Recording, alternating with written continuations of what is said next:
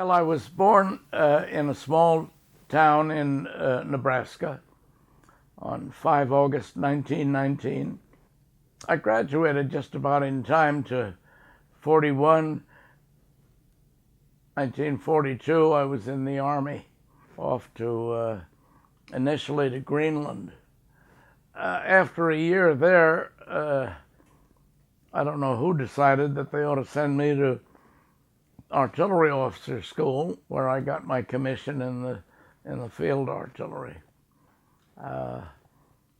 and off shortly thereafter to Belgium, Battle of the Bulge. Saw some pretty hard service during the Battle of the Bulge, and an exceptionally cold winter, 44, 45. You know, the United States Army was really not prepared, clothing-wise, for a Cold War. We didn't have very good equipment at all. It improved after a while, but in the beginning, it wasn't very good. I was a field artillery forward observer, and for those who don't know what that means, I was as far forward as you could get in front of the infantry, observing the enemy. I radioed back the firing instructions to the Fire Direction Center, which trained the guns, and we were equipped with 105 millimeter howitzers, and we had 6 105 self-propelled in my battery in the 7th Armored Division, 489th Armored Field Artillery Battalion. It was a momentous time, you know, and among the most momentous was the period during the Battle of the Bulge.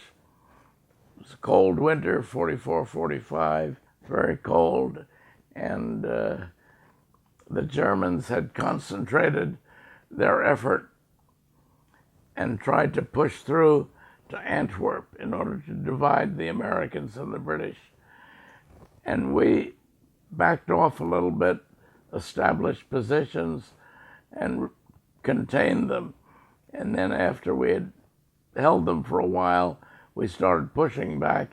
And once we pushed back, we didn't stop at the German border. We continued through to the end of the war. From Bad Godesberg, they had me move slowly south.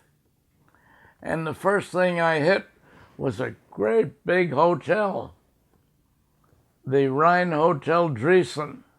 It was, of course, completely evacuated except for one old man, the caretaker, who had a big brass ring loaded with keys. And I went in there and I told my men, I had a driver and a sergeant, to go up, find a good room in the top floor facing the river, and put my maps up, the battle maps, up on the wall there, and establish my radio communication. And meantime, I was going to go with this old caretaker and check out the place. And he opened this old cabinet, and a lot of old lawn chairs and things like that, another one with umbrellas and so on. We finally got through the whole place because I wanted to make sure there were no spies left. Went to the basement, and there was a long corridor with a heavy oaken door at the end. And I said, that looks interesting to me. And I told the old man, "Effen der Tür, open up that door." And he says to me, "Ich habe keinen Schlüssel für diesen Tür." I don't have a key for that door. I didn't believe him. I reached for my .45. I'm left-handed. I pulled it out and I said, "Ich habe einen Schlüssel für diesen Tür." I've got a key for that door. He says, no. He didn't want me to shoot the door open. he found a key. And there was the biggest wine cellar in Western Germany. It was fantastic, loaded with wines. I think most of them were probably stolen from France. But there was not only wines, but liquors and all sorts of stuff. And I thought, holy mackerel, what am I going to do with this? I put a few cases in my Jeep, but a Jeep can't hold much. I called for my relay half truck, and the half truck held some more cases. But then I barely had dented the thing, so I reluctantly called the division, told them to get the special service officer down here with some big trucks. And they did. They emptied out the wine cellar and distributed that stuff throughout the 7th Armored Division.